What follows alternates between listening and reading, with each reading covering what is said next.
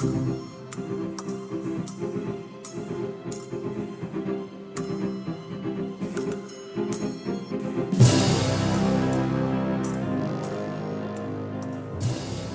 is the Saber Coach Kate podcast, where I highlight the great thinkers, athletes, and coaches in the dynamic sport of Olympic fencing.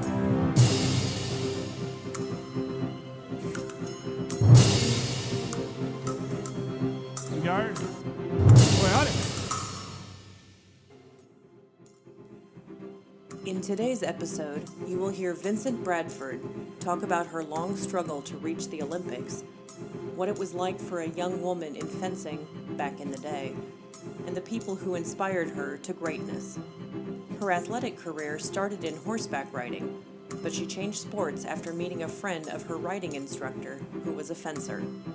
She started fencing at age 11, placed second at the Junior National Championship at age 16, was an All-American for 4 consecutive years at San Jose State, and earned a place on the 1984 Olympic team at age 29.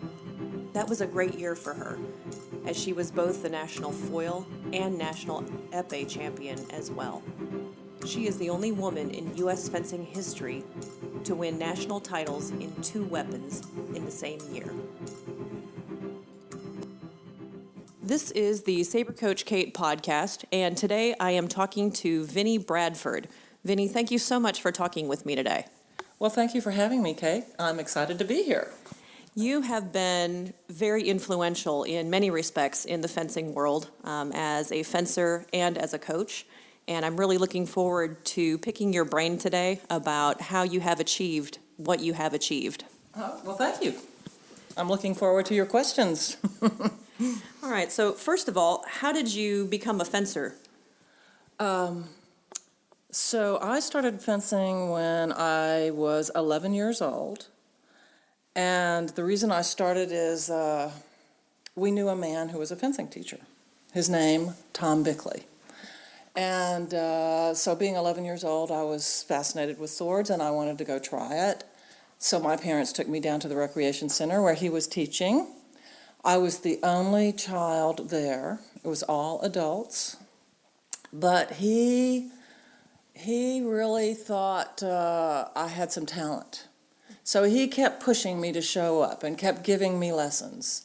And he would told my parents that I was very talented, that someday I might make an Olympic team, and that they shouldn't let me quit.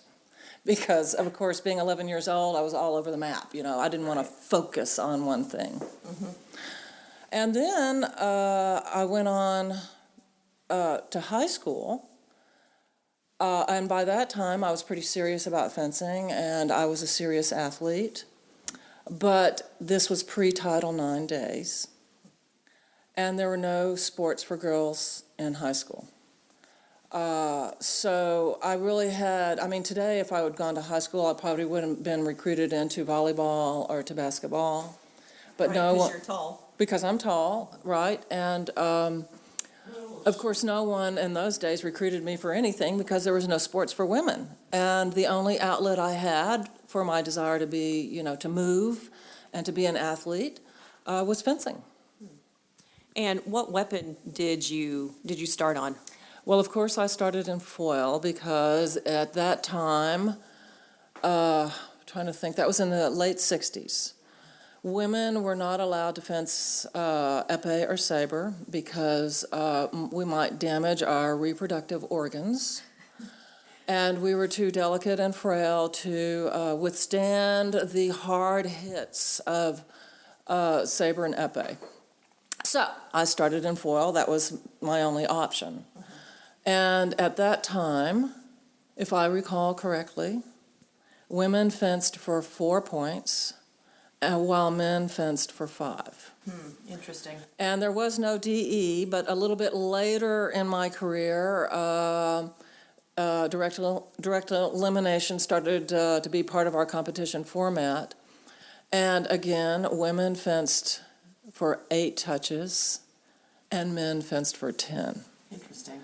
So that went on, through the Olympics. In the Olympics, that's the way it was in 1984. Wow. Mm-hmm. Wow. Thankfully, things have changed. Thankfully, things have changed a whole lot, yes. Did you try any of the other weapons? I mean, as women were more accepted in the fencing world, were you able to try epee and saber as well?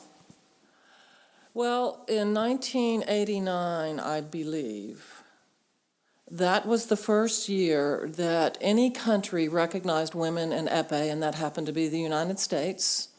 And that was because a couple here in Texas, in fact, my first coach, Tom Bickley, and his girlfriend, Lois Goldwaite, sued the USFA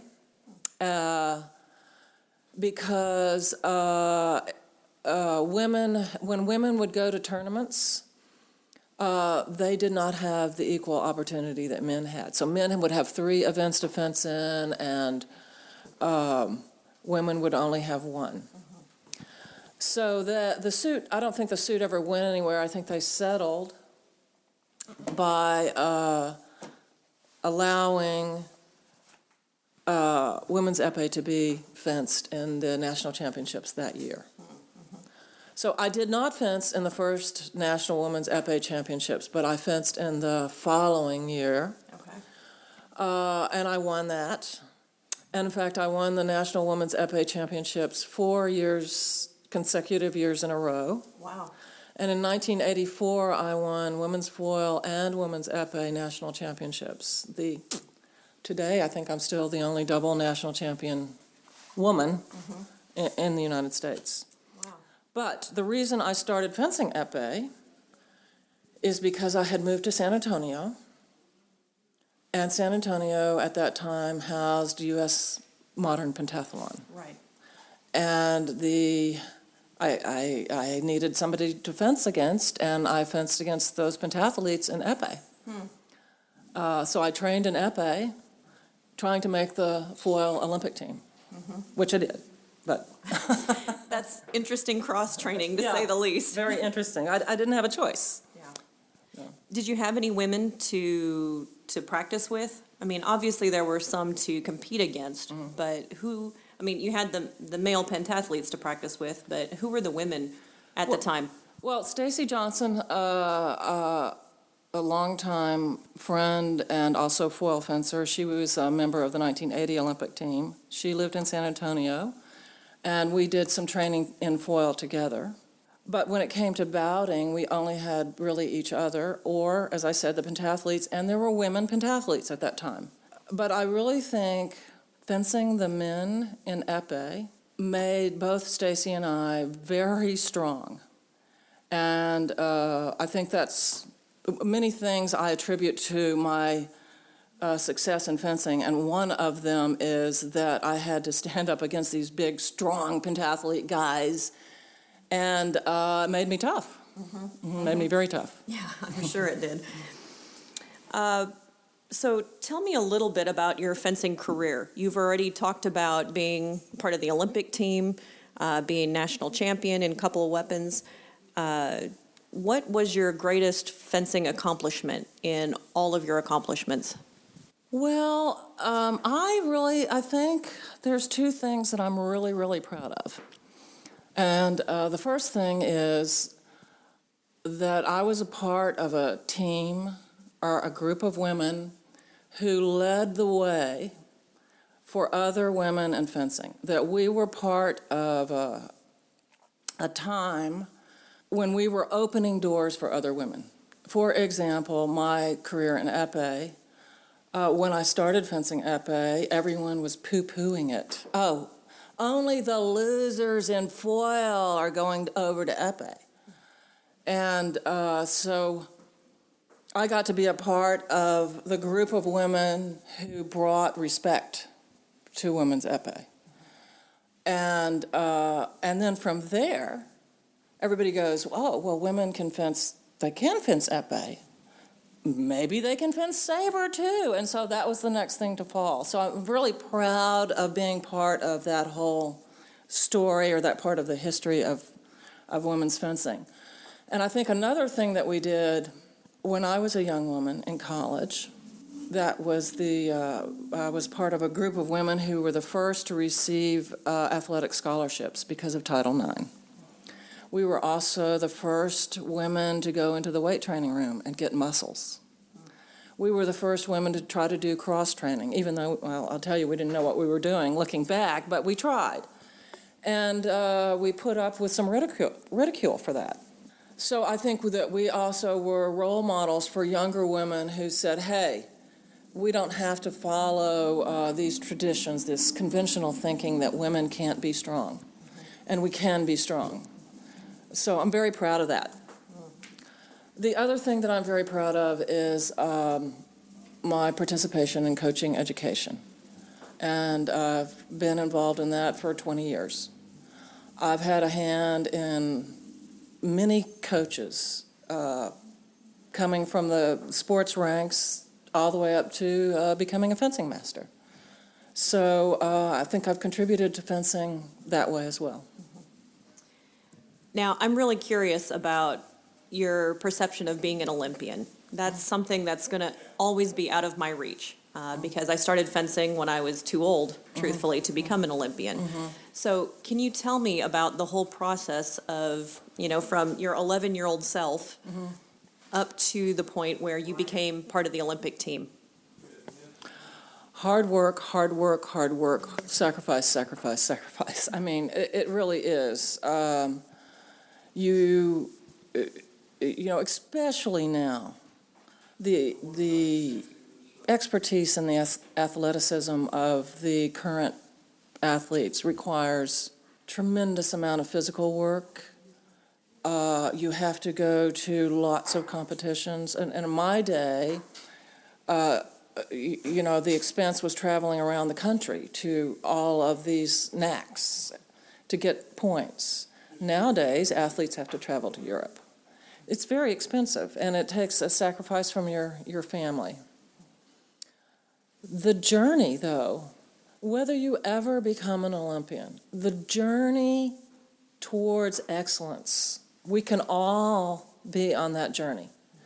And, sometimes you get a prize called you're on the Olympic team, and your journey is acknowledged. But all of us can be on the path to excellence. So I think that's what I would encourage you to do, Kate, and everyone else is where are you now? And where do you want to improve, you want to grow, and you try to do that through training, study. Then that whole process really teaches you things that are so important to life.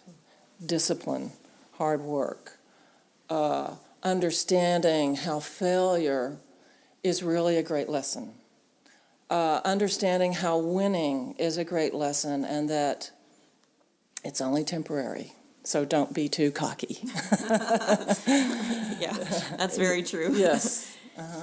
Teamwork, learning how to analyze. I mean, just so many things that you learn on that journey.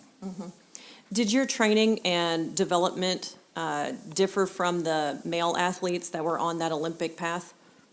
Well, not really. I mean, I trained at San Jose, Peter Schifrin and Greg Macialis, Gay DeSoros, Stacy Johnson, all of us Olympians. And we all trained together. We all ran together. We all lifted weights together and beat each other up together. And so in my little circle, there was not a differentiation. However, there was you go to a tournament, the women would get the lousy referees. The women would get the lousy time slots. Women fencers would be poo-pooed. It wasn't okay to be an athlete. I mean, you had to put up with a lot of that, even in the fencing realm. How did you approach the preparation for an important competition, and how was that different from your daily training? That was a long time ago.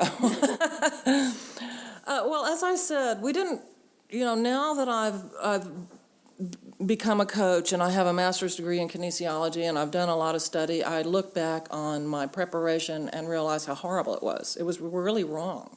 We overtrained. We did not understand rest, the importance of rest.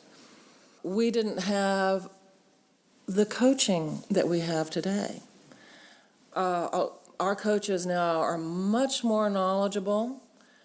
They understand, a lot of them understand strip side coaching, and coaches then weren't even allowed to do strip side coaching.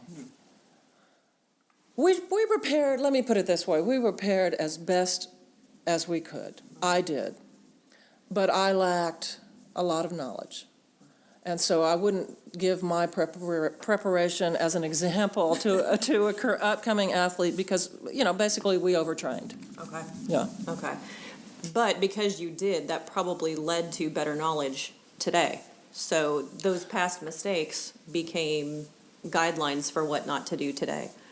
Well, exactly, because, you say, well, why didn't I do better? Or, what was going on with me at the Olympics that I didn't medal or make the finals? And then you start saying, well, was there something wrong with my training? And then you study, you learn about the principles of training and exercise physiology and all that stuff. And you go, oh, whoops, oopsie, didn't know that then.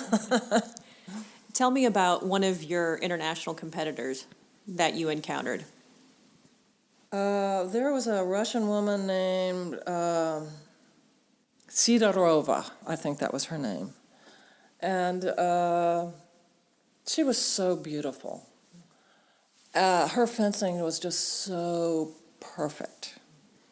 And I couldn't get a touch on her. I mean, but I always admired her, and she won several world championships. But I just thought, God, she's just such a goddess. She's such a beautiful fencer. Mm-hmm.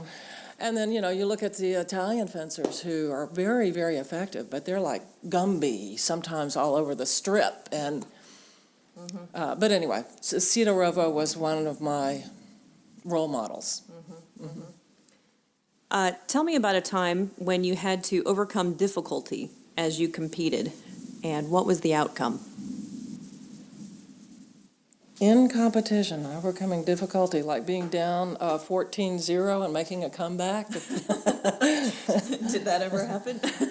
I made some comebacks in my time, yes. Oh, I got the best story. Okay, tell me. It was in the Pan Am Games in Caracas, Venezuela, 1983? Was it 1983? Anyway, we were fencing in the team event. United States, so everybody was betting that Cuba would win, Canada would take the silver, and we would take the bronze. Okay. So we were in the direct elimination bout against Canada. If we won, we were going to fence Cuba for the gold. Mm-hmm. And it was tit for tat, and I came up for a crucial bout. By the way, there's not team relay in those days. Oh, it was a number of bouts. So you would fence someone for 4 or 5 points by that time. Okay, so like NCAAs now. Yes. Okay. And I was fencing the Canadian woman, I believe her name was Blanca. Yeah, I believe it was Blanca. And I crushed her. I crushed her like 5-1. Mm-hmm. And at the end of the bout, I ripped off my mask and I leaped in the air because I knew, whether the momentum was with us and we were just about to take this victory. And when I landed from my leap, I twisted my ankle. Oh, no. And it wasn't just a little twist, it was a pop. Oh, no. Yes. So I hobble over to the side of the strip, and the trainer comes over, and she's like, okay, let me tape it up.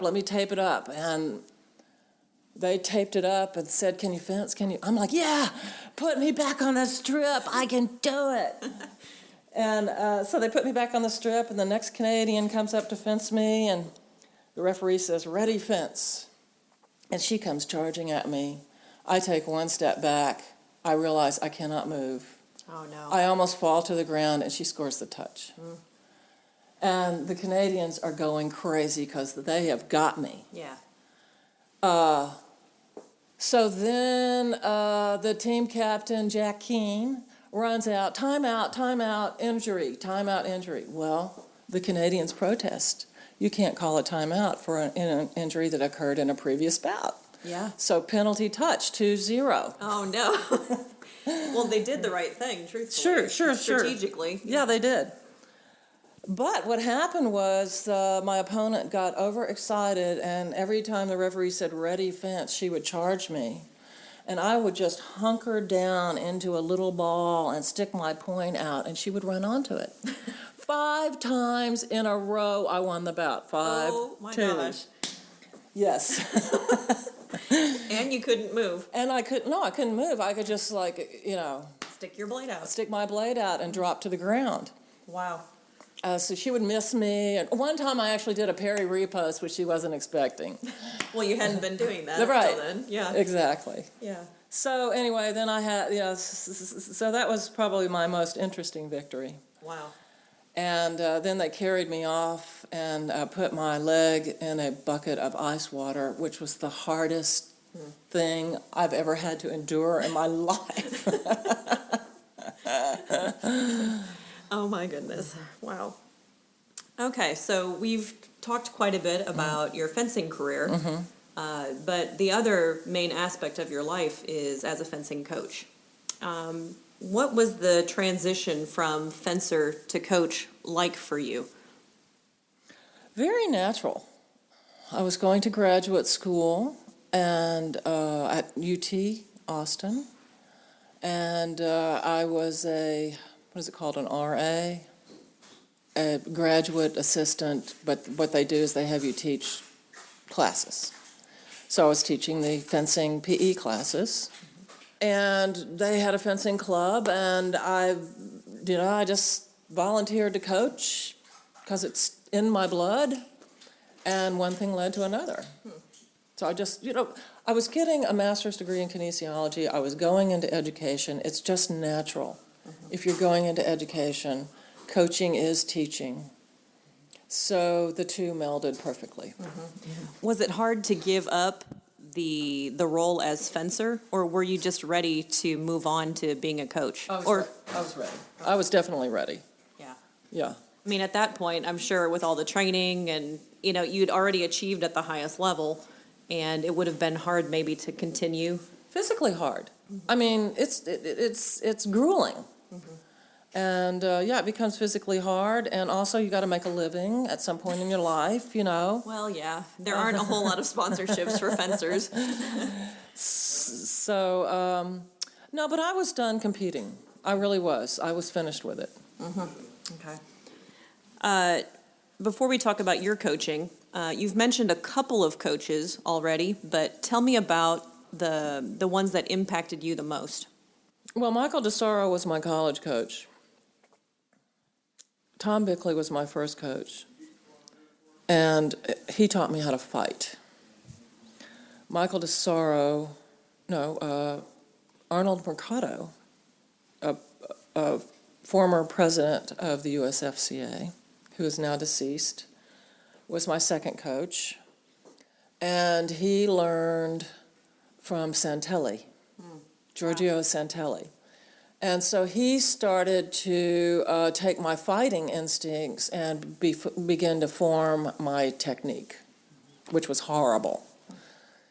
And then I went on to Michael DeSoro in college, who is a product of Csaba Eltas. Do you know who Csaba Eltas? Csaba Eltas, for those of you listening who don't know, is the great-grandfather of all saber fencing in the United States. Peter Westbrook was coached by Csaba Eltas. Okay. Michael DeSoro, my coach, was coached by Csaba Eltas, and Michael had some great world championship results and some Pan Am medals. So Michael took me up to the next step I guess one of the reasons I admired Sidorova so much is because Michael insisted on perfect technique. But then I became a coach, and my new influences, Professor Tchaikovsky. Wow, what an eye-opener. I mean, like, he just changed my life. And I've learned from many, many, many, coaches in the United States. I've gone to, so many clinics and listened to others' presentations, and I just continue to learn from everybody. But I got to say, Professor Tchaikovsky he's my idol. I get nervous around him. I can hardly talk. What is it about him that that really turned that light bulb on for you? He's so knowledgeable, and he bases his knowledge on, reasoning and science, and he's a great physical educator. He's not just a coach. He understands movement deeply. The other thing that he has done is he has broken down fencing into a classification system. And he makes fencing so easy to understand. For example, he says there's only 2 things that happen in fencing. Only 2 things. And I'm like, what? What do you mean only 2 things? It's so complicated. All this stuff is going on. No. Either the fencer is preparing to score a touch, or the fencer is scoring a touch. So the fencer, is either preparing or doing an ultimate action. I'm like, whoa. Yeah, that's so true. So as a teacher, what do you teach? You must teach the preparation to get to the ultimate action. And I think in my day, I wasn't ever taught preparation. I was taught technique. I did preparation only because I stumbled around and figured out, as many fencers did. Yeah. Interesting. What were you like as a fencer, and would you have liked to coach yourself as you were back then? It's so funny, you've heard of maybe research where people you study how people perceive themselves compared to how other people perceive them. So when I look back on my college days, let's say, I was kind of cocky. Probably I wouldn't have liked me, now, because of that cockiness. And sometimes, I'd throw little temper tantrums on the fencing strip and try to manipulate the referee or manipulate the system because of my name. And sometimes it worked. But that's interesting I have that memory because many competitors come up to me and say the nicest things about how much they liked me or enjoyed being around me and, enjoyed watching me fence or... So maybe I wasn't quite as bad as I think I was. Well, I find as a competitor, who we are as people is not necessarily who we are as fencers. Sure, you put that mask on, you become a warrior. Right? Yeah, and so that's probably, off strip, you probably were very kind and helpful to people. And then on strip, people recognized that you were going into battle and needed to be somebody else. I hope so. Describe your coaching philosophy, and how has that philosophy transformed over the years as you've acquired more coaching knowledge? So I probably started off with I want you to win. I want my athletes to win, and win at all costs. Maybe not that extreme, but Manipulate whoever you need to win. Exactly. But over the years, I've moved far away from that. And I guess with age, you recognize that even, like I said earlier, it's the journey. It's not the end result. It's not necessarily being on the Olympic team. It's the journey. So now I think I'm focused on when I teach or coach. This is the journey. Wherever you're at on the journey is okay, and wherever you want to go on the journey is okay. I'm going to teach you how to win. I'm going to teach you the things you need to do, how to win, and take it where you want to, and I'll be behind you wherever that is. Is there a way to turn that on in a fencer? Like, sometimes you'll get people that want to be recreational or do this for fun. Does that fire need to come from inside to win, or is it something that a coach can inspire? Well, I think in all research about motivation, the conclusion is that you cannot make someone be motivated. So if the fire is there, you can fan the flame as a coach. You can facilitate someone's motivation.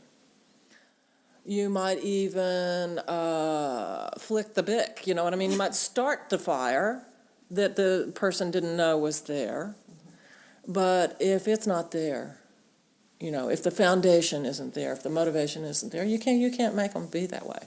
How does the fencer show you that motivation? Most people will just tell you. They won't want to go to competitions. I think you have to take the time. If you're coaching someone one-on-one, part of that is knowing that person.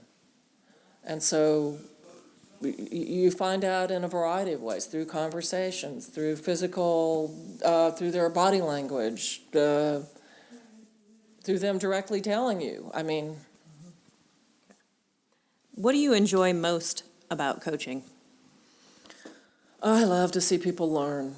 I love the aha moment. I get it.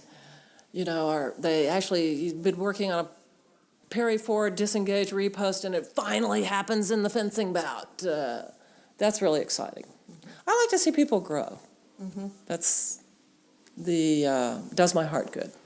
And what do you like least about coaching? Going to fencing tournaments. Yeah, not your thing? Why is that?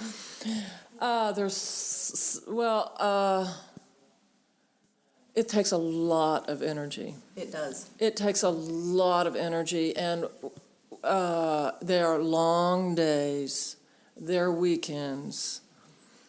And when you go to a fencing tournament, if you're a basketball coach, you sit on the other side of the court, and you sit with your team, and nobody talks to you but your team. If you're a fencing coach, you stand on the strip with the other fencing coach, and you actually engage in a conversation. And then a mom comes up, and people are engaging you in conversations all the time and taking your energy away from your athletes. And it's really hard and draining. And I would say that's my least favorite thing. I thought that only happened to me. No, and I'm not very good at telling people, I'm working right now. I try to get through the conversation, and watching my athlete out of the corner of my eye, and it's not really a good thing to do. I have to improve.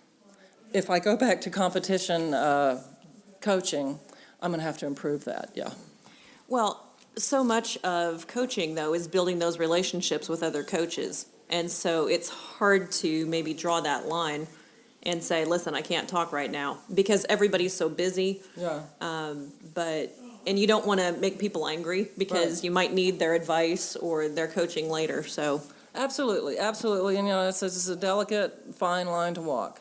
But then that's what you do, in the Holiday Inn bar after the tournament. You meet the other coaches there. yeah, that's true. A lot of that goes on too. What are you most proud of in your coaching career? And not coaching education career, but actually coaching. I'm most proud of all the people who I've coached that are still in it, that are coaches themselves. And there's a lot of people. Can you name a couple of them? Ray Parker, who has the fencing club in Austin, Texas Fencing Academy. You started that with him, right? I did. And he's carried it on. Michael Hall. Sasha Zucker, he's not coaching right now, but he did coach for a long time. And then many people that I've mentored through the coaching education program. But, I was in San Francisco the other day, and this young father, about 35 years old, walked up to me and said, "Do you remember me?" And he goes, I'm David Green, and I was on your fencing team at UT. And there he was with his son at the fencing sal, and his son was learning fencing, and he was, because he loved the sport so much. So that does my heart good. Just goes to show you don't know the impact that you have just by teaching one person. Exactly. What is one thing you wish you could change about your coaching career, if anything? I'd be real surprised if My coaching career, I would be paid more money.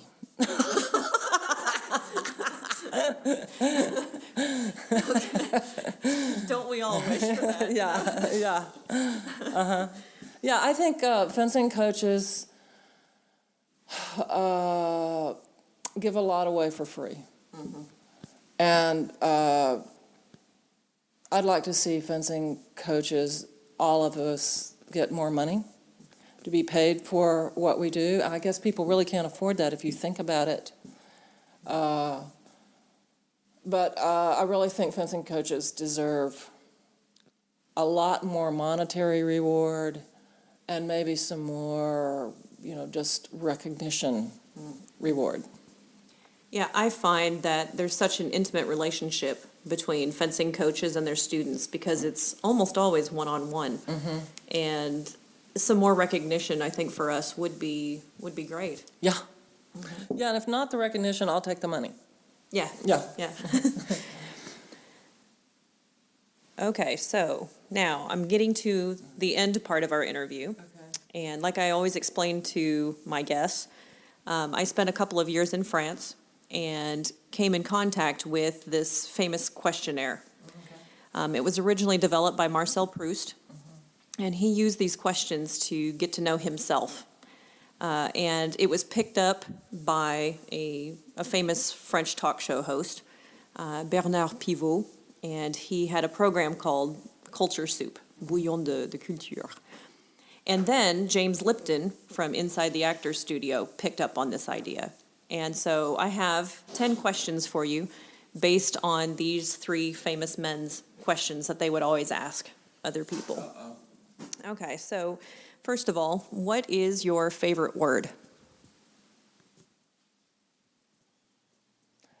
Oh, wow, my favorite word. That is a very difficult question. I like, I like the word balestra, or Olivia, or I don't know, I like a little accent. So it sounds like you lean toward Italian. French, or whatever. Yeah. Sometimes Jewish. What is your least favorite word? Words that describe a female's genital area are, cruel words that I won't even say. Or racist words. Words can be violent and mean, and they can be just as violent as a gunshot to me. So those are kinds of words that I want to stay away from. What sound or noise do you love? I love the sound of my dog snoring lightly, or of my husband snoring lightly. It's like the sound of everybody's resting and everything is okay. Yeah, and everything's safe and calm. Yes, yeah. Now, when they start snoring loudly, that's when I tell them to roll over. One more sound is I love the sound of rain and a good thunderstorm. That's great. Yeah. What sound or noise do you hate? I hate really loud, heavy metal, screechy music. Just offends me. I don't know. I think think that's probably Okay. loud. Anything loud? Loud is kind of like shocking. Yeah. What profession other than your own would you like to attempt? When I come back in my next life, I can't decide whether I want to be a physicist or a singer. Different ends of the spectrum. Yeah. Performing artist or brilliant scientist. And, Okay. hopefully I'll get both chances. What profession would you not like to do? I would not like to be a doctor or a nurse. Would not like to be in the medical profession. Why is that? Well, I think I'm so bad at it. You don't want me to be your nursemaid if you're sick. I'm just clumsy and I don't know. I'm nervous around, I don't know what to do. I'm insecure about it. Yeah. Okay. So, Where would you like to live? Fort Worth, Texas. You're happy here. I love this town. I probably shouldn't say this, and I hope nobody listens to this podcast. But I think Fort Worth is the best kept secret in Texas, at least. It's a really, really nice place. Has incredible culture, beautiful architecture, not too much traffic. Yeah. Yeah. We don't want that getting out No, because no. we don't want everybody to move Do here. not want anyone to know that. What do you value most in your friends? Trustworthiness. I want to know you got my back. I want to know that you'll be honest with me. That's the most important thing. I mean, just if you are honest, you've got my back, you're trustworthy, that's the foundation. Everything on top of that is gravy. Who is your hero, either real or imaginary? Oh, gosh, Kate. There are many people I admire. I have to say, Michelle Obama she blows my mind. She seems to be such a wise woman. I admire her greatly. And of course, I admire Barack Obama. He also seems to be so wise. Regardless of what you think about politics, both of them have kind of a certain calmness and wisdom that make me feel secure for some reason, I admire a lot of people. I'm just trying to think of somebody famous that I admire. I admire you. I admire my parents. I learn a great deal from them. I admire my good friend Stacy Johnson, who has been an incredible role model for me. Carla Mae Richards. I'm thinking of some people in fencing. She was an incredible leader for fencing and a role model for me. Harriet King. Probably no one knows who the hell Harriet King is, but she is alive and kicking in San Francisco, and she was a member of the 1948 Olympic team and the 1950-something Olympic team. Or maybe she was in the 50s and the 60s. I got my dates a little mixed up. But she was the one woman in fencing that was a role model, and that, I was kind of gaga goo-goo about her, too. Also professionally successful in a time when women were not professionally accepted. Mm-hmm. Okay, that's great. And what is your motto? I try to let me take that back. Do the best that you can do every day, whatever that is. And on your deathbed, you can say that you've done the best that you can do every day. You have not wasted one day of your life. That's really inspirational. Thank you. Thank you so much for talking with me today, Vinnie. I really appreciate you sharing all of these stories and insights with us. Well, it was a pleasure, Kate. You have some great questions. I'm excited about this podcast, and I'm going to be very interested to hear what other people have to say in your interviews. A big thank you to Tony Escueda, the creator of all the music for this podcast, and also the editor of all of the interviews. Another big thank you to my sponsor, Cutting Edge Fencing Center, that allowed me to purchase patches for the people that I interview, stickers for the people that I will interview for my special episode at Summer Nationals in July, and pins for anyone who comes to find me at Summer Nationals and asks for one. And finally, a big thank you to all my listeners out there. Your encouragement and your continued appreciation of the interviews that I've been doing is much appreciated. If you have any ideas for future interviews that you'd like to hear, please email me at sabercoachkate@gmail.com with your recommendations.